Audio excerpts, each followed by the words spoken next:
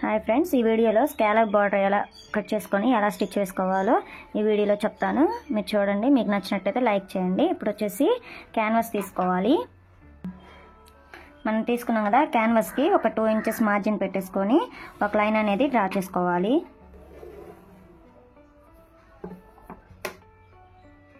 ఇప్పుడు ఈ 1 ఇంచ్లో ఒక 1/2 ఇంచు ఇక్కడ, అలాగే ఒక 1/2 ఇంచు ఇలా మార్క్ చేసుకొని లైన్ అనేది డ్రా చేసుకోవాలి.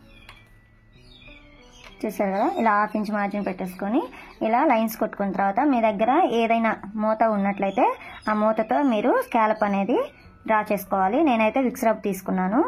మీరు ఏదైనా కానీ తీసుకొని స్కాలప్ అనేది చేసుకోవచ్చు. ఇలా మిడిల్కి పెట్టేసుకొని ఒక 1/2 ఇంచు పైన ఇట్లా వదిలేసుకోవాలి. ఇక్కడి నుంచి ఇలా రౌండ్గా అనేది తీసుకోవాలి. చూడండి, ఈ విధంగా ఇట్లా మొత్తం కూడా తీసుకోవాలి. చూసారు కదా, లాస్ట్ వరకు ఇలా స్కాలప్ బార్డర్ అనేది ఇలా రెడీ చేసుకోవాలి, కట్ వర్క్ అనేది. ఇప్పుడు ఇది కట్ చేసుకుందాము. ఇప్పుడు మనం డ్రా చేసుకున్న ఈ కట్ వర్క్ మీదే మనం కట్ చేసుకోవాలి. చూడండి, మొత్తం కూడా ఇలా కట్ చేసుకోవాలి. ఇప్పుడు ఇలా ఒక స్ట్రైట్ పీస్ తీసుకోవాలి. స్ట్రైట్ పీస్ తీసుకొని మనం కట్ చేసుకున్నాం కదా క్యాన్వాస్ పేపర్ అనేది ఇలా పెట్టేసుకొని ఇది ఒకవైపు అంచు అనేది ఫోల్డ్ చేసుకొని ఒక స్టిచ్ అనేది వేసుకోవాలి. ఇలా మొత్తం ఒకవైపు స్టిచ్ వేసుకున్న తర్వాత ఇలా స్టిచ్ వేసుకున్నాం కదా, మీరు ఇలా పెట్టేసుకొని ఐరన్ చేసుకోవచ్చు. లేదంటే నేను చూపించిన విధంగా ఇలా గమ్ పెట్టి ఈ క్యాన్వాస్ని అంటించుకుంటే మనకి స్టిక్కీ అయిపోతుంది క్లాత్కి అనేది. ఇప్పుడు మనం అంటించుకుంటే మీరు ఐరన్ అయినా చేసుకోవచ్చు, లేదంటే ఇలా గమ్ పెట్టైనా అంటించుకోవచ్చు.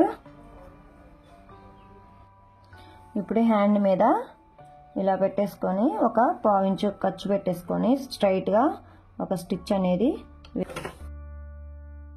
ఇప్పుడు ఇలా స్టిచ్ వేసుకున్న తర్వాత ఇప్పుడు మనం కట్ చేసుకున్న కట్ వర్క్ అనేది ఈ క్యాన్వాస్ మీద స్టిచ్ పడకుండా కార్నర్కి స్టిచ్ వేసుకుంటూ రావాలి.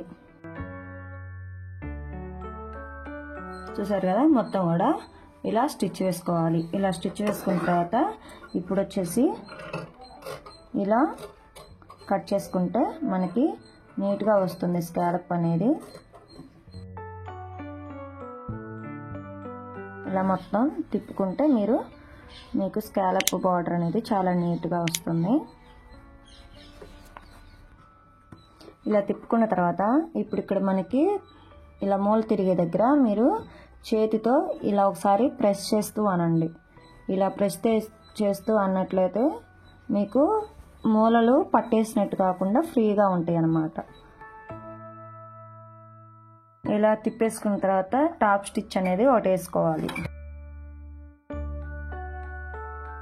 చూసారు కదా, మనకి కట్ వర్క్ అనేది చాలా నీట్గా వచ్చింది. ఇప్పుడు మీరు ఐరన్ చేసుకున్నట్లయితే మనకి ఇంకా నీట్ ఫినిషింగ్ అనేది వస్తుంది.